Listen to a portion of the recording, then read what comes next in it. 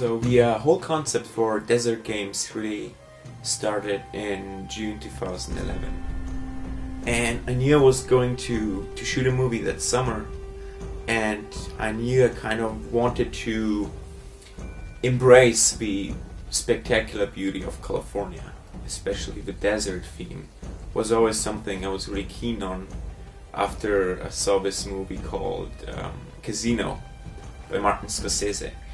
And I knew I was kind of going for a kind of desert drama piece. But I really wanted to make it a little bit different. I really wanted to take two different elements, two different genres, and kind of put them together. So I started brainstorming the idea of taking the Western genre and merging it with the gangster mob Las Vegas kind of business environment, and that's how Desert Games got created. I wrote the script in probably 3 weeks, and I remember the whole idea for the plot actually came to me when I was taking a shower, and in the shower I just had this sudden picture in my head of two guys just standing in the middle of nowhere, and one guy pointing a gun at the other, and a girl being in the middle of both of them. And that picture just, it stuck in my head, so I ran out of the shower and just went to my desk and started drawing it, and I drew that picture, and that picture was basically the inspiration for the script that I wrote in these 3 weeks. I knew I needed somebody really tough, tall, built for the role of Bruce Bergman, who was a kind of really shady, dark, rough businessman, a type of cowboy, rough cowboy that I needed to cast. And so I called up Evan Weinstein, who was a friend of mine who I knew from college back then in New Jersey, and I called him up because he was currently starting off his acting career in Los Angeles at that time, and it was like, Evan, could you play a bad guy? Because Evan, I've seen his pictures and of the student song he's been in, and he usually plays comedy characters, really funny guys. So I was like, would you feel comfortable in playing something completely different and playing a bad guy? And he was like, yeah, I would love to play a bad guy. It would be something new, something different. And that's how it started with Evan. We met up in a restaurant on Sunset Boulevard a couple of days later, and I showed him the script, and he really liked it, and we fleshed out the character, and he came up with ideas that the character should have, and I had ideas, and we just brainstormed and created Bruce Bergman, the shady business guy from Vegas, together.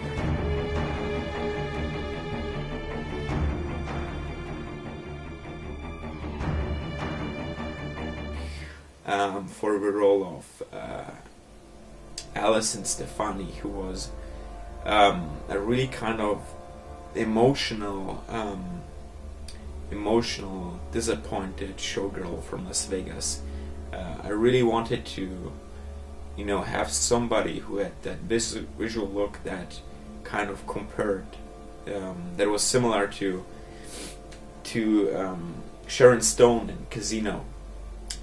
And I knew right away I wanted Angeline. There was no question about it. I've seen Angeline's movies, and I've seen a couple of plays, and I knew about Inside, the feature film she was in. So I knew she was capable of playing a really large variety of roles, and I just, while I was writing the script, I really pictured her as, while I was writing it, I pictured her and I kind of wrote the lines for her, because I knew she would be the perfect fit for that role.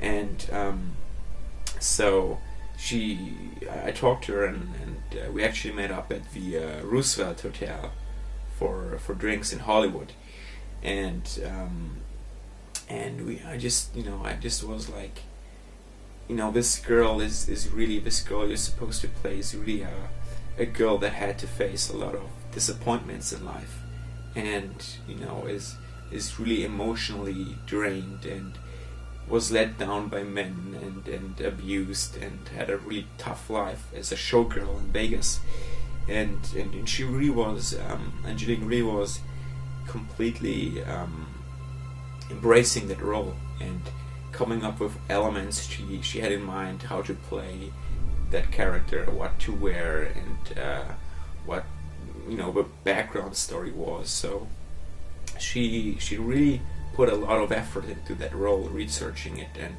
I actually gave her probably 2 or 3 movies to watch.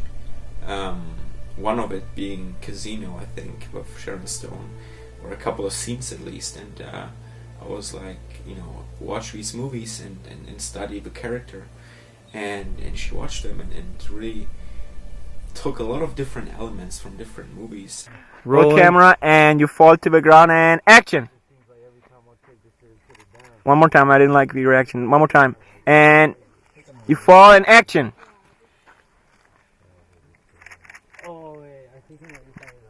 I liked the beginning, but at the end it was, keep the concerned look on your... Stay concerned? Yeah. Okay. And back to 1, and action.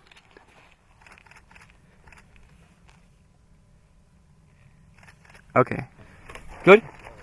For the role of the Swiss, it's a funny story because the Swiss is somehow a really mysterious character we don't know about. We don't find out about him a lot. And he's this European shady businessman who doesn't show a lot of emotion, who really stays quiet, doesn't talk a lot during the entire story, and we don't really find out a lot about this character, and I kind of wanted it that way. I wanted him to be a question mark through the entire movie, and I wanted the audience to kind of put a puzzle together and try to, everybody can have their own interpretation of who the Swiss is and what his motives really are. He's kind of a puppeteer in the background who's pulling the strings, and I never planned to play the character myself. I mean, it was kind of obvious that I could play a European character, because of my background and all that. But I didn't intend it to be that way, and I talked to Tom about it, and till the end, we really planned to have somebody else play the role. But for one reason or another, we couldn't find the right guy, and production had to start, and I just decided, what, I wrote this character, I can play it. I have a visual look to it, and I can do the accent. So in the end, I played the Swiss while directing a movie, which was challenging. Being a director and acting, and running out of a shot, going back in. It was a really big challenge. Rolling. And action. Wait, are you walking in? Am I? I think so. Yeah, you're walking in. Still rolling. Alex was really a tremendous help on this shoot. Alex Miller was a guy I met at New Films International, a film distribution company, where we worked together. And I knew he was a cinematographer, and I asked him if he was interested in shooting this short feature with me, and I sent him the script, and he really liked it, and it went from there.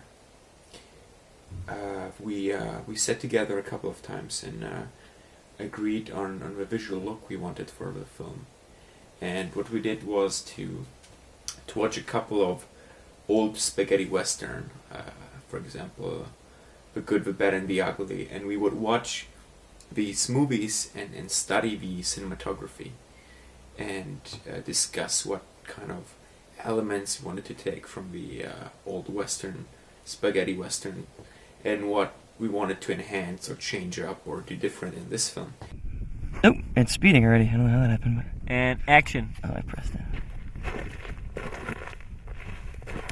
Wait, let's do that again because I said One more something. time, back to Sound rolling. Yeah. action.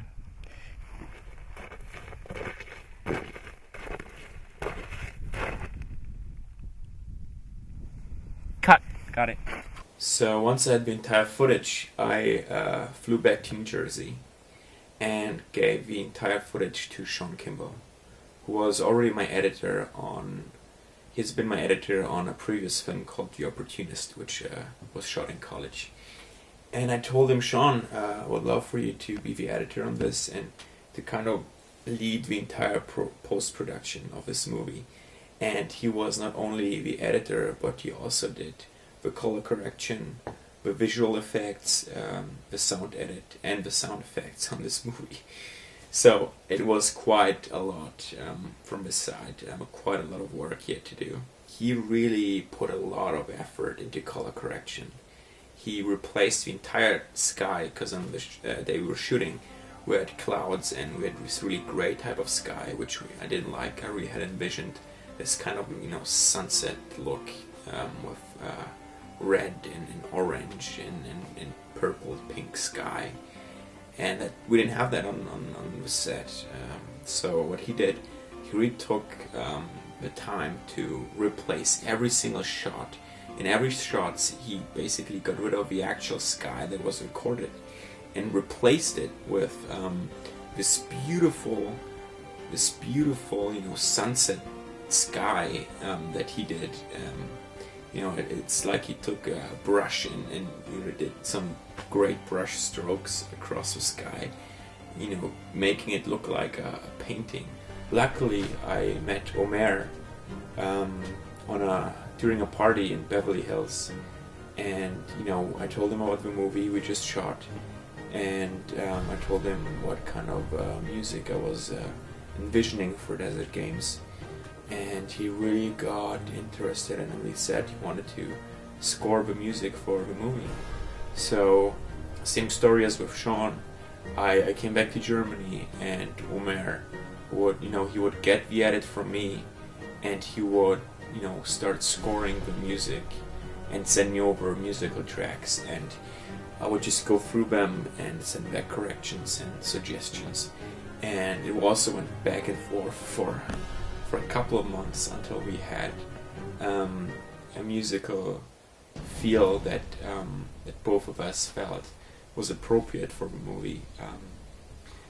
Especially the Desert Games theme is something that really shows off Omer's ability to create a score that includes all the Western typical stereotype elements, but manages to be different and authentic and new. Everybody did an amazing job. I mean, the crew, the cast, everybody in post-production, the producers. I mean, I can't, thank everybody enough for what they did in this movie. And I hope you all enjoy it. Check out all the updates on our Facebook page, the Desert Games Chronicle, and stay tuned. We soon will, send the movie out to film festivals, and hopefully you'll do well.